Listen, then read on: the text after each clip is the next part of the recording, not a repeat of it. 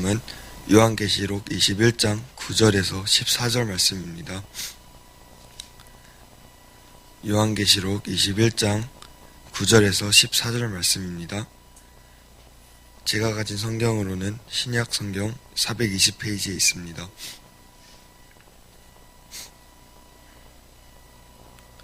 한 절씩 교독하시고 마지막 절은 합독하시겠습니다. 7 대접을 가지고 마지막 7 재앙을 담은 7 천사 중 하나가 나와서 내게 말하여 이르되 이리 오라, 내가 신부 곧 어린 양의 아내를 내게 보이리라 하고,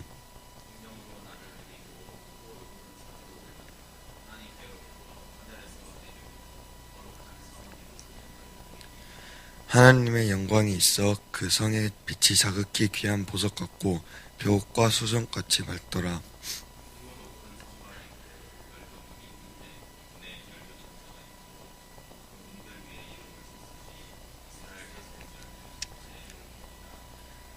동쪽의 세문, 북쪽의 세문, 남쪽의 세문, 서쪽의 세문이니 그 성의 성곽에는 12 기초석이 있고 그 위에는 어린 양의 12 사도의 12 이름이 있더라.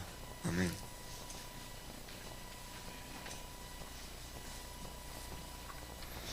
네, 오늘 대림절 이제 새벽 말씀이 2번이어서요. 오늘 계시록 21장 그리고 내일은 22장을 다루고 계시록 말씀을 마치려고 합니다. 네, 계시록 전체 줄거리를 좀 늘 염두에 두면 좋다고 했어요. 왜냐하면 계시록 전체 줄거리를 이해하기가 어렵기 때문에 그렇습니다. 그래서 1, 2, 3장에 사실은 이제 전체 메시지가 있다라고 했습니다. 7 교회 보내는 편지고 하나님과 교회가 함께 보좌에서 통치하고 다스리고 그 다음에 이제 인 심판, 나팔 심판, 대접 심판 이 부분이 막 굉장히 복잡해 보이는데 인 심판은 기본적으로 환난을 통과하는 성도에게 맞춰져 있고 어린 양의 피에 그 옷을 씻은 자, 그것이 인친자고 14만 4천 명이 하나님 앞에 선다. 그러니까 환난을 어떻게 이제 통과합니까? 물론 이제 인내해야 된다 이렇게 말씀하고 있지만 결국 보혈의 능력으로 우리가 믿음을 지키는 것이고 하나님 앞에 서는 것을 더 강조하고 있는 것입니다. 그리고 이제 나팔 심판은 성도들의 기도가 이제 하늘로 올라가서 그것이 땅에 쏟아지면서 일어나는 심판이에요. 그러니까 내가 하나님 이렇게 기도했는데 그 기도가 올라가서 그 기도로 내가 심판받을 수는 없잖아요. 그렇죠? 물론 이제 참된 성도를 기준으로 하지만 이제 참된 성도는 이제 나팔 심판과 대접 심판에서는 오히려 이제 보호가 되고 그 참된 교회를 박해하거나 핍박하거나 아니면 정말 하나님을 비방하고 원망하든 믿지 않는 불신 세계를 향한 심판입니다. 그래서 출애굽의 개념을 가장 많이 사용했어요. 기본적으로 구약을 많이 사용하지만 출애굽이죠. 그렇다고 해서 이제 성도하고 상관없는 건 아니라고 그랬어요. 그러니까 출애굽을 보면 그 10가지 재앙이 이스라엘 백성들이 초기에는 이렇게 좀 같이 당하잖아요. 그렇죠? 그것은 이스라엘 백성을 심판하기 위해서가 아니라 깨달으라고, 그렇죠? 그렇지만 이제 고센 땅을 구별하면서부터는 이제 이스라엘 백성들의 해당 사항이 없잖아요, 그렇죠? 그리고 이제 애국과 바로에게 행하는 것인데 그렇다고 해서 남일은 아니에요. 이스라엘 백성도 계속 그 재앙들을 보면서 하나님이 어떤 분이신지, 왜냐하면 그걸 보면서도 아직도 바로에게 마음은 뺏겨 있고 바로가 한마디 하면 막 겁먹고 그랬거든요. 왜냐하면 너무나 오랫동안 노예 생활을 했기 때문에. 그래서 그러면 나팔 심판이라고 해서 그럼 무관하냐 그런 것이 아니라 대상이 하나님이 모세를 보낸 주 대상은 바로와 애굽 사람들이지 이스라엘을 심판하기 위해서는 아니에요. 그러나 그 바로에게 임하는 재앙을 보면서 이스라엘은 깨달아야 됐고 하나님이 하나님됨을 알아야 됐고 이제 하나님을 따라야 되는구나. 우리가 바로의 종이 아니라 우리는 하나님의 종이구나. 이런 이제 믿음이 새로워져야 되듯이 나팔 심판과 대접 심판을 통해서 하나님이 주권자고 심판자고 우리가 바벨론에 있어서면 안 되겠구나. 우리가 자꾸 마귀에게 짐승에게 또 실제로 힘을 가지고 있기 때문에 짐승이 그들을 따랐던 그 마음에서 돌이켜야 되는구나. 이런 것들을 이제 나팔 심판과 대접 심판에서 깨닫고 그래서 이제 바벨론에서 나와서 그의 재앙에 참여하지 말아라. 그러면서 이제 바벨론과 반대되는 개념인 새 예루살렘을 보여주는 것이에요. 그래서 나팔과 대접 심판이 참된 성도에게 심판이 집행되는 것은 아니지만 그것들을 통해서 출애굽을 하듯이 가나안 땅을 향하듯이 그렇게 바벨론에서 나와서 애굽에서 나와서 가나안 땅으로 가듯이 새 예루살렘에 속해야 된다라는 것이에요. 그렇지만 구약 얘기를 반복하는 것은 아닙니다. 지금 일과 미래에 될 영원한 나라에 대한 얘기를 하면서 단지 출애굽의 이미지를 사용해서 이제 깨달으라고 이렇게 출애굽의 이미지를 사용을 해서 우리에게 새 예루살렘에 속하고 또 새 예루살렘 자체가 돼야 된다라고 말하고 있어요. 그래서 바벨론에 대해서는 18장 4절에 거기 나와서 그 죄에 참여하지 말고 재앙을 받지 말아라. 그리고 이제 제일 중요한 부분이 19장이라고 그랬어요. 근데 그래서 할렐루야가 이렇게 4번이나 사용이 쭉 되면서 어린 양의 혼인 기약이 이르렀고 그의 아내가 준비되었다. 네, 근데 혼인 잔치는 정확히는 아니고 혼인 잔치가 이르렀다. 이제 기약이 이르렀다. 이제 디데이가 이제 되었다. 이제 이렇게 이제 됩니다. 그래서 어린 양의 혼인잔치가 일어나는 것이 창세전부터 목적하신 영원한 경륜의 성취와 완성이기 때문에 창세기부터 계시록까지 가장 전무후무한 찬양이 일어나고 가장 놀랍고 영광스러운 모든 좋은 것들이 이제 19장부터 이제 또 오늘 본문에 내일까지 나옵니다. 그러니까 성도와 교회가 왜 환난 중에도 인내해야 되는가에 대해서는 혼인잔치의 청함을 받은 자가 복이 있는데 너희가 바벨론에 가 있으면 그렇죠. 이 청함을 받은 것을 거절한 것이죠. 너희들은 이 혼인잔치에 참여할 자들이니까 거기서 나와서 그래서 이게 7교회에게 왜 책망을 하고 회개하고 그러면 이기는 자에게는 이런 상급을 주리라고 한 그 이기는 자에게 줄 가장 상급이 19장, 21장, 22장에 20장부터 이렇게 자세히 나오고 이런 상급을 주겠다. 또 책망은 뭡니까? 바벨론의 멸망과 그 정체를 통해서 그 책망과 심판이 어떠할지에 대해서 이제 가장 잘 보여주고 있습니다. 19장, 20장에는 혼인잔치를 위해 짐승을 심판하고 교회를 위해 사단을 무정행에 던집니다. 그리고 이제 신랑을 위하여 단장한 신부의 아름다움의 영광을 보여주는 것이 이제 21장의 내용입니다. 신부는 우리가 상상하는 그 모든 것보다 더 영광스럽고 존귀하며 아름답습니다. 계시록 자체 표현이 그렇지만 계시록도 그 영광을 다 표현하지를 못합니다. 우리 21장 9절 한번 같이 읽어볼게요. 시작.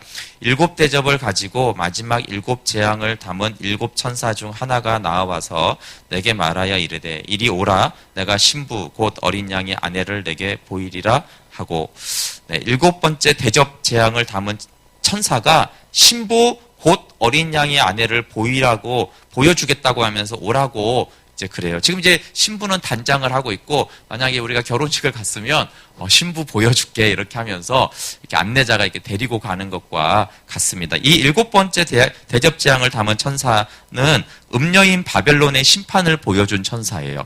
그러니까 한 천사가 바벨론의 멸망, 음녀를 보여주고 이제는 예수님의 신부를 보여주겠다라고 하는 거예요. 그러니까 한 명의 천사가 가장 대비되는 그래서 이렇게 보여주는 거죠. 추한 음녀는 멸망하고 이제 주인공인 신부를 보여줍니다. 땅의 바벨론은 멸망하고 하늘의 새 예루살렘이 하나님과 하늘로부터 내려옵니다. 이 신부를 이제 보여주겠다고 하고 나오는 10절이 정말 중요합니다. 한번 10절 같이 읽어볼게요. 시작. 성령으로 나를 데리고 크고 높은 산으로 올라가 하나님께로부터 하늘에서 내려오는 거룩한 성 예루살렘을 보이니. 네. 신부를 보이고 예수님의 아내를 보이겠다라고 하고는 하늘에서 내려오는 새 예루살렘, 거룩한 성 예루살렘을 보여줍니다. 그래서 이제 이 9절 10절을 잘 이해해야 됩니다. 이걸 잘 이해하지 못하고 보면은 대부분이 새 예루살렘을 천당으로 알고 있어요. 그 천국에 가서 살 어떤 큰 도시와 대단한 도시를 이제 생각을 하는 이들이 너무 많아요. 그게 선입견 때문이고 착각 때문에 그렇습니다. 제가 아까 찬양을 하면서 코드를 잘못 봤다고 그랬잖아요. 그러면서 또 이 본문이 생각이 났는데, 제가 어제 밤에 좀 늦게 준비하면서 고요한 밤, 거룩한 밤이 D코드라고 제가 생각을 했어요. 그래서 이제 두 곡을 했는데, 여기 악보에 고요한밤 거룩한 밤이 A라고 쓰여 있거든요. 예. 근데 저는 계속 고요한밤 거룩한 밤이 디코더라고 제가 생각을 하고 디코더로 제가 노래를 들어갔어요. 그래서 기억에 의존하는 건데 이제 찬양 인도를 할 때 곡들을 좀 코드를 대략 알면 준비할 때 되게 편하거든요. 근데 제가 아니 이게 A라고 쓰여 있는데 왜 나는 D라고 하고 들어갔을까? 그러니까 사람이 이렇게 선입견이나 어떤 생각이 있으면 굉장히 착각이 있는 거죠. 네. 그리고 제가 또 하나는 어제 제가 분명히 찬이라고 이제 주집사님에게 톡을 보내놓고는 진이가 오는 걸로 생각을 하고 있었어요. 그래서 오늘 제가 새벽에 두 가지 착각을 새벽이라서 멍해서 그런지 모르지만 여기 A라고 분명히 써여 있는데 저는 그걸 보지도 않고 그냥 이건 D일 거야 라고 이렇게 무조건 하거나 분명히 찬이가 성경 공독한다고 이제 보내놓고는 새벽에는 진이가 안 오고 찬이가 왔네 이렇게 이제 제가 생각을 했어요. 근데 그런 건 사소한 착각이고, 성경에도 굉장히 중요한 착각 중에 하나가 예수님의 신부를 건물로 생각하는 착각이 굉장히 많아요. 그래서 이 새 예루살렘을 이런 그 건물로 생각하는 경우가 굉장히 많아요. 그래서 우리가 이제 천국에 가면은 거기는 금길이 있고 엄청난 성이 있는데 진주문이 있고 우리는 그런 집에 가서 살 거야. 이런 가장 많은 착각이 이제 있는 본문이 또 여기입니다. 그리고 여기 분명히 그 앞에 신부를 보여주겠다고 하고 예루살렘을 보여줬잖아요. 그러니까 이건 이제 비유란 말이에요. 계속 계시록에는 그냥 직설적으로 얘기하지 않는 표현이 어마어마하게 많아요. 그러니까 이 새 예루살렘은 신부의 아름다움과 웅장함과 영광을 표현하는 것이에요. 거기 한 여자가 앉아있더라 이러면 오히려 그게 에이 이렇게 이제 별거 아니네 이렇게 되는 거기 때문에 그래요. 신부인 교회라는 건 뭐예요? 또한 우리가 그 교회의 지체인 우리인 거예요. 우리. 그러니까 요한이 어쨌든 초기 앞에 늘 교회를 걱정했잖아요. 그렇죠? 핍박받는 교회. 그런데 그 교회의 영적 실체를 보여주는 거예요. 바벨론보다 훨씬 영광스럽고 크고 웅장하고 강해 아름다워 그게 교회야 이렇게 알려주는 것이고, 동시에 반모섬에서 박해받고 있는 사도 요한의 자신의 영적인 실체를 보여주는 거예요. 외적으로 로마에서 핍박을 받고 있지만 요한아 네가 이렇게 영광스러운 존재야. 그 도미티안 황제는 아무것도 아니야. 이렇게 이게 그 바벨론이야. 바벨론도 물론 꽤 이제 큰 존재예요, 그렇죠? 그렇지만 이 신부에 비하면 거룩한 성 예루살렘에 비하면 그 바벨론은 아무것도 아니지. 이런 것들을 대비해서 딱 보여주는 것입니다. 정확히는 이제 새 예루살렘은 교회고 각 성도는 이 성의 한 부분이죠. 이게 문, 길, 성곽 이런 것들이 나오는데 성도들은 이 성의 한 부분을 차지하는 거고, 이것은 에베소서를 알면요. 에베소서가 건물마다 연결하여 하나님의 성전이 되어가고, 그래서 한 성도를 건물로 비유하고 그것이 다 연결된 것을 하나님의 성전이라고 비유하고 있는데 이제 그 말씀을 하는 거죠. 그게 이제 교회 얘기를 하고 있는 것이 에베소서에서, 계시록도 교회 얘기를 그리고 성도 얘기를 하는 것입니다. 그래서 새 예루살렘이 교회임을 안 후에 새 예루살렘이 우리가 살 거처라고 봐도 되죠. 왜냐하면 우리는 이제 교회임에도 동시에 교회 안에서 생활을 하잖아요. 그런 개념이라면 이런 거룩한 성 예루살렘에서 우리가 살게 된다. 이렇게 이제 생각하는 정도는 괜찮습니다. 근데 이제 가장 문제는 이걸 천당, 건물, 성 이렇게만 생각할 때는 연합의 중요성을 간과한 해석이에요. 그러니까 구원을 우리를 죄에서 천당으로 데려가는 걸 구원으로 생각하기 때문에 그래요. 구원은 낙원에만 사는 게 아니라 구원은 죄사함을 포함한 영생이라고 그랬어요. 그렇죠? 연합이 성경에서 가장 중요한 것인데 이 새 예루살렘은 연합을 말하는 것이지 장소를 말하는 것이 아닙니다. 이 신부와의 연합 때문에 전무후무한 할렐루야로 어린 양의 혼인기약과 아내를 찬송했었어요. 그리고 21장 2절에 신부는 남편을 위하여 단장하여 모든 준비를 갖추었다 그리고 이제 오늘 9절에 준비를 갖춘 아름다운 신부 곧 어린 양의 아내를 내게 보여주겠다. 이렇게 하면서 하늘에서 내려오는 새 예루살렘을 보여줍니다. 신부를 보여줘요. 그리고 이제 이 설명도 12지파의 문 12사도가 기초석이 되었다는 것이 사도와 선지자들의 터 위에 세우심을 입은 에베소서 2장의 교회의 모습이고요. 가장 이제 중요한 부분이 그걸 또 확인할 수도 있고 중요한 부분이 이제 11절부터 좀 볼 수가 있어요. 같이 11절만 한번 먼저 읽어볼게요. 시작. 하나님의 영광이 있어 그 성의 빛이 지극히 귀한 보석 같고 벽옥과 수정같이 막더라. 네, 이 성에는 이 신부에게는 하나님의 영광이 있습니다. 즉 신부된 교회가 하나님과 동일한 영광을 가지고 있어요. 교회에는 하나님의 영광이 있고 그 영광의 빛을 어떻게 표현했냐면 가장 귀한 보석의 빛으로 표현을 했습니다. 네, 우리 4장 3절 앞으로 가서 한번 보실래요? 계시록 하나님의 그 영광을 어떻게 표현할 수가 없잖아요. 그 영광의 빛이라는 거를. 그래서 그것을 이제 계시록과 구약에서는 보석으로 이렇게 표현을 많이 해요.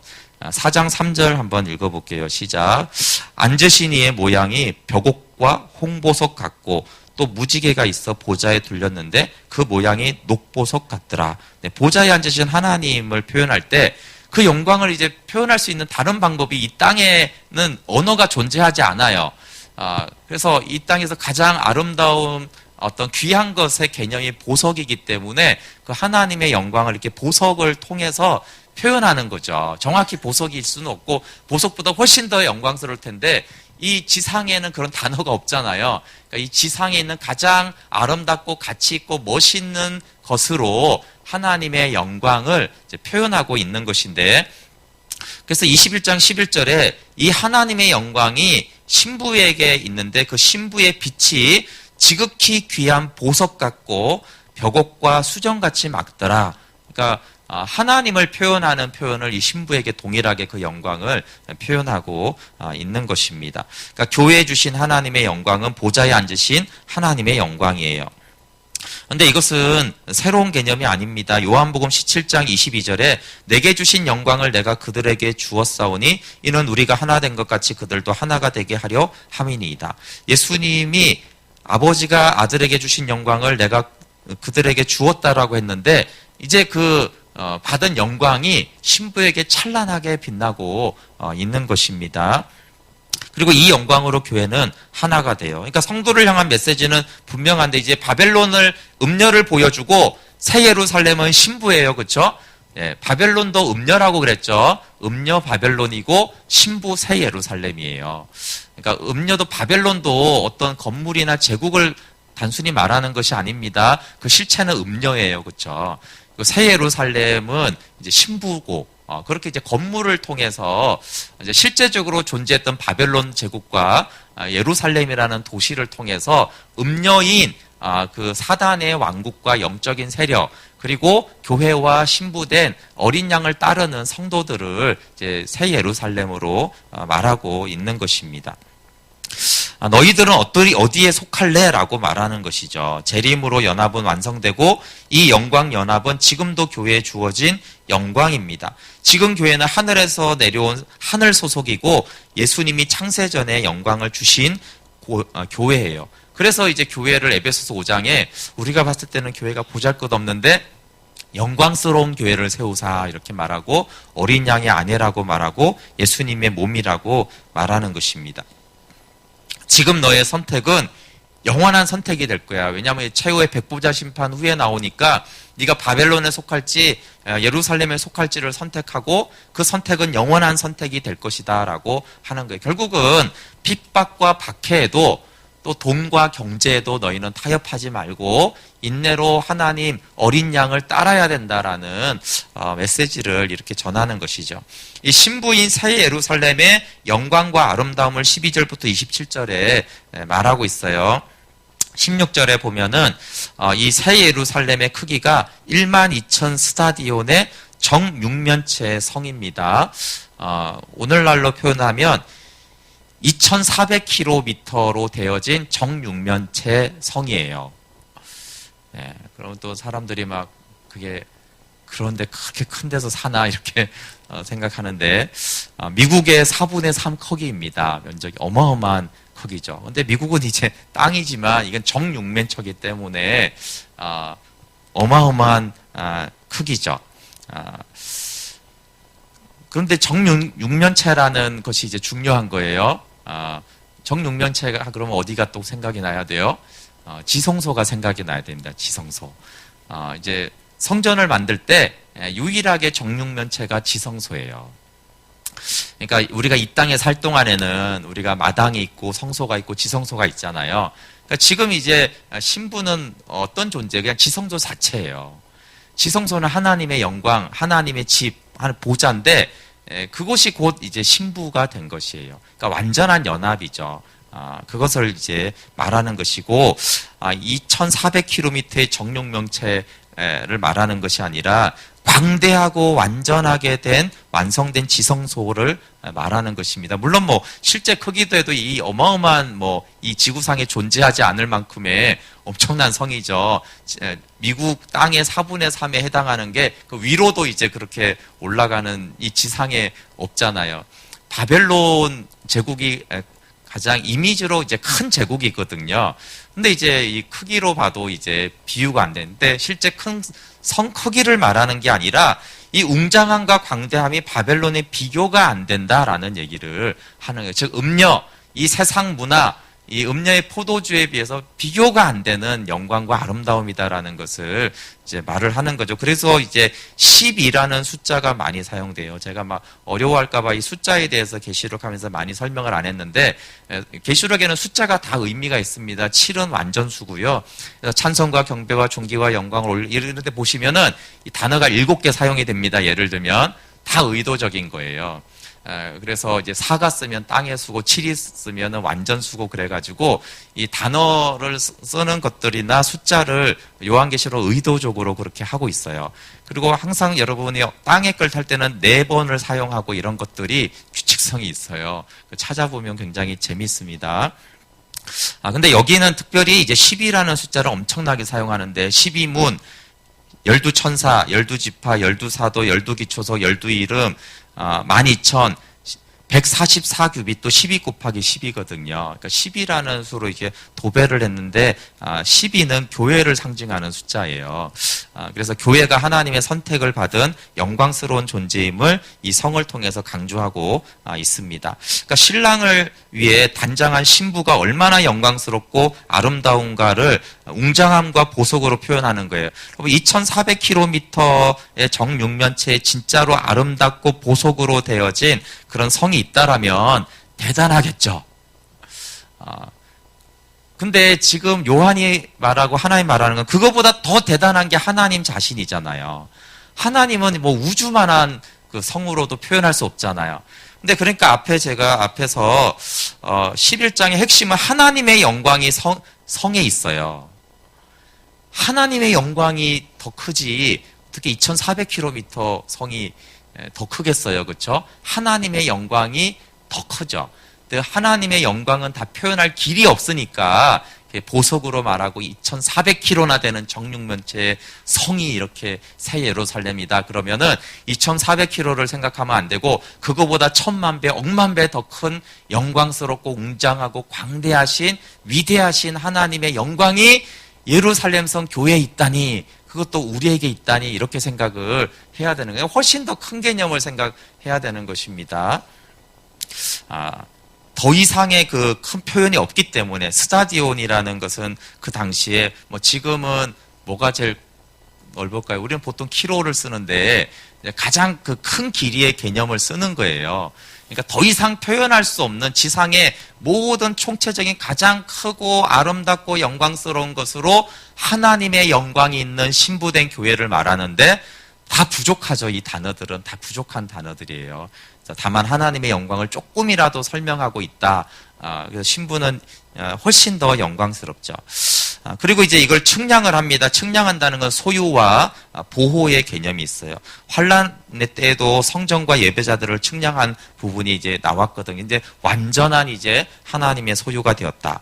그 표현들을 보세요. 성곽이 벽옥이에요.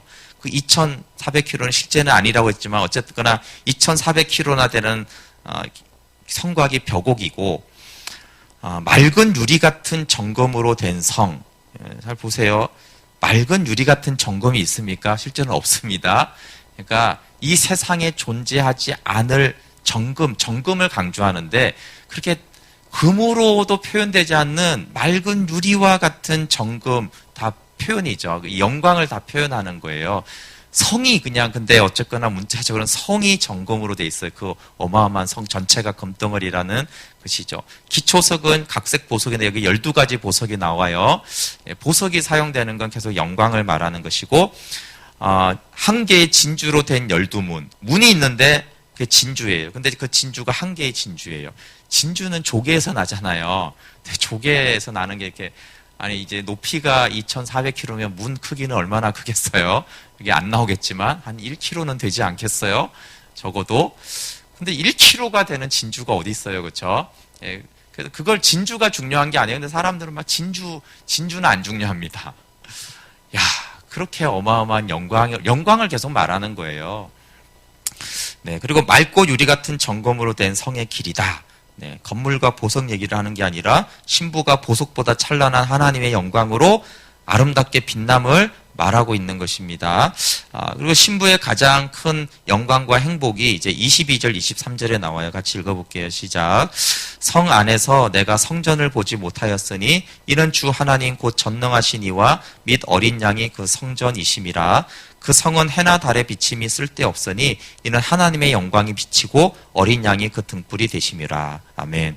네, 여기서 더 예루살렘 성이 성 건물이 아니라 교회된 신부된 지체라는 것을 알 수가 있죠. 성 안에는 성전을 보지 못했어요. 왜 그러냐면 주 하나님 곧 전능하신 이와 및 어린 양이 그 성전이래요.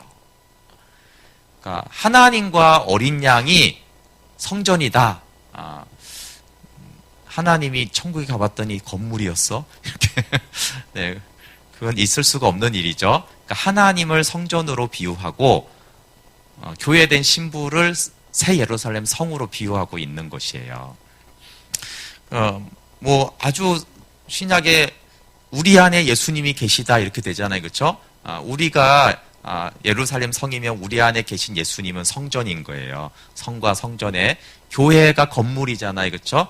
교회를 건물로 비유하면 그 안에 거니시는 하나님은 성전으로 비유한 것이죠. 신부가 영광스럽고 신부에게서 하나님의 영광이 비쳐나오는 이유를 여기서 알 수 있어요. 21장 11절에 이 신부에게서 하나님의 영광이 비친다 이렇게 말했거든요. 그러니까 성 안에 하나님의 영광이 찬란하게 비치고 있고 어린 양이 등불이 되어서 이 하나님의 영광이 성 안을 가득 채우고 이 하나님의 영광이 터져 나오는 거죠. 이 성 안에도 가득한데 성 밖으로까지 하나님의 영광이 비쳐나가는 거예요. 그래서 11절에 신부에게서 하나님의 영광이 나타난다 이렇게 말하고 있는 것입니다. 그러니까 예수님과 교회가 연합이 됐는데 어느 정도로 연합이 됐어요?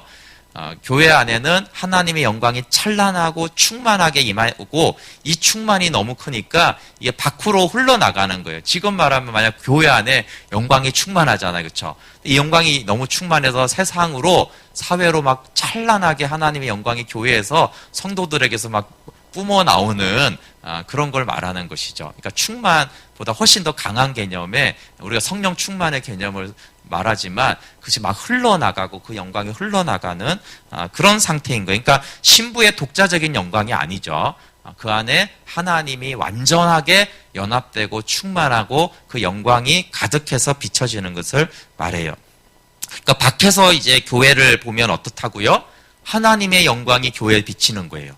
마치 하나님과 같은 것이죠. 하나님의 영광이 비치니까. 그 속 안으로 들어가 보니까 그 성 안에 성전이신 하나님이 찬란하게 비치기 때문에 이 성이 이렇게 영광이 있구나라고 하는 것이죠. 이것은 예수님이 세상에 너희가 이렇게 하면 사랑하면 내 제자인 줄 알리라. 또 그리스도를 보이는 하나님의 형상이 그대로 실현되는 것을 말합니다.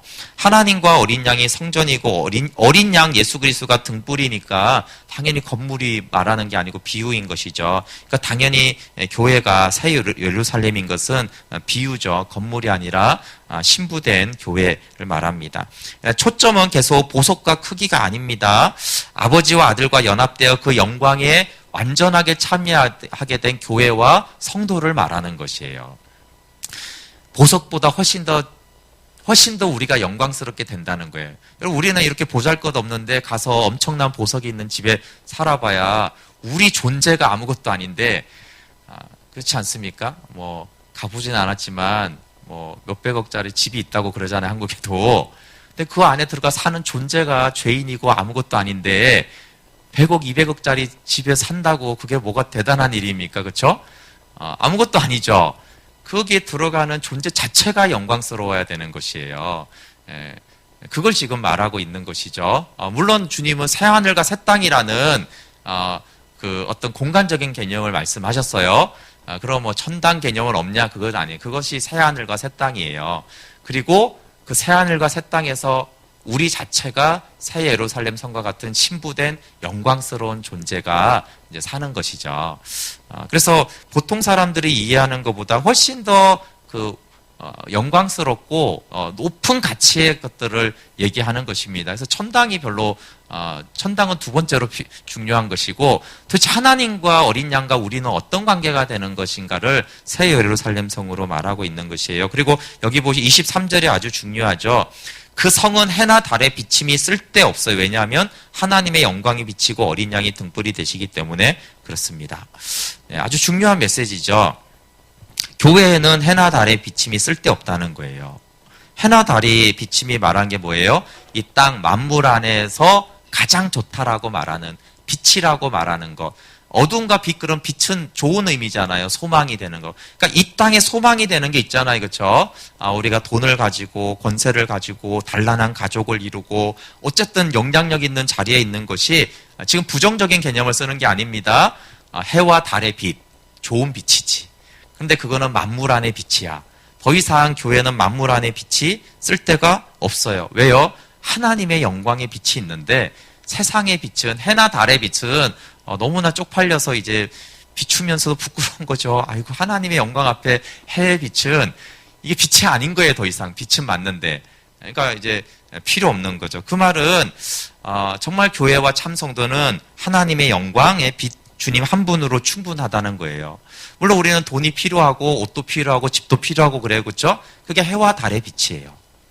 근데 그것이 우리가 필요하고 사용하지만 사실은 이게 쓸데가 없다라고 느끼는 거예요. 왜냐하면 예수님의 그 영광의 기쁨이 너무나 충만하니까, 그래서 정말 주님 한 분이면 충분합니다. 열심히 먹으면서도 우리 먹어야 되잖아요. 먹는 거는 해와 달의 비침과 같은 거예요. 근데 하나님이 찬란하게 그리스도를 먹은 자는 밥을 열심히 먹으면서도 정말 충만한 건 그리스도를 먹는 것이지, 이렇게 이 땅에 즐거움이 있잖아요. 친구들 만나면 좋잖아요. 근데 주님이 주신 기쁨에 비하면 이런 것들은 아무것도 아니지 라는 것이에요. 그래서 이거는 어떤 그 산속에 들어가라는 얘기가 아니라 이 땅을 누릴 수 있지만 하나님의 영광과 그 즐거움의 빛에 비하면 해와 달, 이 세상을 살아가면서 맛보는 그 빛은 거의 쓸데없다라고 말할 정도로 가치가 그렇다는 거예요. 그게 이제 성도와 교회의 정상적인 건강한 상태라는 것을 말하는 것이죠. 그래서 정말 예수님 한 분이면 충분합니다 라는 것이 정말 신부의 영광스러운 상태인 것이고, 반대로 해와 달의 빛을 쫓아가고 있고 거기에 매이고, 그게 어두우면, 해의 빛이 어두우면 못 살겠다 그러면 무슨 뜻이에요? 영광의 빛이 없다라는 뜻이 되는 거예요. 그래서 이 신부가 하나님과 완전한 그 영광으로 찬란하게 빛나는 상태가 있고, 그 상태는 다시 한번 표현해 주는 거죠. 해와 달의 빛이 필요 없을 정도로 그 영광은 충분하고 충만하다라고 말해 주는 거예요. 그러니까 여러분, 우리가 교회가 또 성도가 살아가면서 해와 달의 빛에 자꾸 좌우가 되면 영적인 문제가 있는 것이죠. 하나님의 영광의 빛으로 충분해야 되는 것입니다. 세상 속을 살아가면서 우리는 빛을 비추되 세상의 해와 달의 마음을 빼앗기지 않습니다. 그걸 해 아래 모든 수고가 헛되고 헛되다라고 전도자가 말을 했어요. 해 아래 수고를 하지 말라고 한 게 아닙니다. 그렇죠? 전도자가 솔로몬이 이게 전도서를 쓸 때 야, 쓸데없으니까 다시 직장도 가지 말고 공부도 하지 마. 그런 얘기 하는 게 아니잖아요. 그 수고가 하늘의 영광에 비하면 헛된 수준에 불과한 거인 거예요. 그러니까 거기 보면 열심히 살고 가족하고 단란하고 지내라 이렇게 나오고 있어요. 그런데 그것이 창조주를 아는 것에 비하면 결국 헛된 일이다라는 것을 계시록이 훨씬 더 분명하게 얘기하는 것이죠. 네, 그러면서 이제 이 영광의 빛으로 이제 열방을 비추는 것이 교회인 것이 이제 24절부터 나옵니다. 24절부터 27절 한번 읽어볼게요. 시작. 만국이 그 빛 가운데로 다니고 땅의 왕들이 자기 영광을 가지고 그리로 들어가리라. 낮에 성문들을 도무지 닫지 아니하리니 거기에는 밤이 없음이라. 사람들이 만국의 영광과 존귀를 가지고 그리로 들어가겠고 무엇이든지 속된 것이나 가정한 일 또는 거짓말하는 자는 결코 그리로 들어가지 못하되 오직 어린 양의 생명책에 기록된 자들만 들어가리라. 네, 24절에 보면 만국이 그 빛, 즉 하나님의 영광으로 빛나는 교회의 빛 가운데로 다니죠. 에베소서 1장에 교회는 만물을 충만하게 하시는 예수님의 충만이다라고 그랬어요. 열방에 전하는 복음과 사랑이 하나님의 복음과 사랑을 전하는 빛을 전하는 것인 걸 말하죠. 즉 우리가 뭐 전도나 선교나 봉사나 세상에서 그 모든 섬기는 것이 하나님의 영광의 빛을 비추어서 하나님의 빛에 들어오게 하는 것이라는 것을 말하고 있어요. 예. 우리의 빛을 전하는 것이 아니죠. 그래서 주님이 하셨다는 것이 나의 선과 나의 의는 별로 의미가 없는 거예요. 만국이 필요한 거는 하나님의 영광의 빛이잖아요. 그렇죠? 그러니까 내 안에 그리스도가 사시는 그 선한 일이 이 열방과 세상 사람들에게 필요한 것이지 나의 영광, 내 스스로의 영광은 필요가 없어요. 그래서 계속 그리스도가 사셔야 된다. 성령으로 봉사해야 된다. 그 빛은 찬란하게 빛나서 만국과 온 세상 사람들을 살게 하는 빛인 것이에요. 근데 사람이 착한 일을 하는 건 좋지만 그 빛은 사람을 살게 하지 못해요, 결국은. 그래서 여기 보면 만국이 그 빛이라고 할 때 이것이 하나님의 빛인 거예요. 그러니까 하나님의 빛을 비추는 것이 교회와 성도다. 그러면 어떻게 돼요? 이곳으로 이제 사람들이 들어와서 구원을 받는 것이 있죠. 그래서 교회는 그리스도의 빛을 비추고 그 문이 항상 열려 있어요. 그래서 땅의 왕들이 이제 음녀를 버리고 교회로 들어오고 사람들도 이제 교회로 거리로 들어오고 이것은 교회의 빛 안으로 들어온다라는 것입니다. 단 속된 것, 가정한 일, 거짓말하는 자는 결코 영광의 빛, 교회로 들어오지 못한다. 이건 뭐겠어요? 이러면 또 이제 모든 이제 교회 멤버들이 다 들어가는 거라고 해서 7교회에 그 책망을 했잖아요. 니네들은 안 돼. 니네 회개하기 전에 못 들어와. 이게 딱 경고를 또 받는 거예요. 근데 이거는 아무렇게나 신앙생활하고 타협하고 이런 성도에게 해당하는 게 아니다. 책망받은 성도들은 여기에 못 들어온다. 단 책망을 받고 회개한 자들만 들어오고 이기는 자들만 들어오는 곳이지 그냥 이제 교회 왔다 갔다 하고 타협하고 거짓 선지자들 따르고 세상과 이런 자들은 여기 해당 사항이 아니다라고 하면서 다시 7교회에 책망하고 회개하라는 그 메시지를 여기 다시 이제 생각나게 하는 거예요. 너희가 회개하고 이기는 자가 되면 이 영광에 참여할 것인데 너희가 여전히 가증한 것과 속된 것과 거짓을 가지고 이 영광의 빛 가운데 있는 교회에 들어올 것이라고는 생각하지 말아라. 내가 이런 영광을 줄 것이라고 생각하지 말고 회개하라는 메시지를 이제 한 줄로 이제 살짝 더 언급하는 것입니다. 왜냐하면 지금 분위기는 이렇게 책망하는 게 요지가 아니고 상급에 대해서 말하는 거, 이기는 자에게 주는 상급을 말하는 것이니까 아름답고 영광스럽고 좋은 것으로 계속 내가 이런 것들을 너에게 줄 상이다라고 말하고 있는 것입니다. 네, 좀 요약을 하고 결론을 내리면 요한복음 17장에서 창세전에 하나님의 영광을 우리에게 주셨다라는 말씀을 오늘 아주 분명하게 여기서 보여주는 것이에요. 복음의 터 위에 세워진 교회, 생명으로 충만한 교회는 하나님의 영광의 빛이 가득합니다. 그래서 교회 성도에게는 해나 달의 비침이 쓸데없습니다. 우리가 돈 벌어야 되고 단란한 가정을 이루어야 되고 또 명예도, 건강한 명예가 참 중요합니다. 그렇지만 그런 것들은 필요하고 사용하되 그것으로 우리가 더 아름답게 되지는 않는다는 뜻이에요. 그것이 우리를 더 행복하게 만들지도 않아요. 왜냐하면 주님의 영광이 너무나 충만하고 그 기쁨이 너무나 완전하기 때문에 더 이상의 기쁨이나 영광은 필요가 없게 된 것이죠.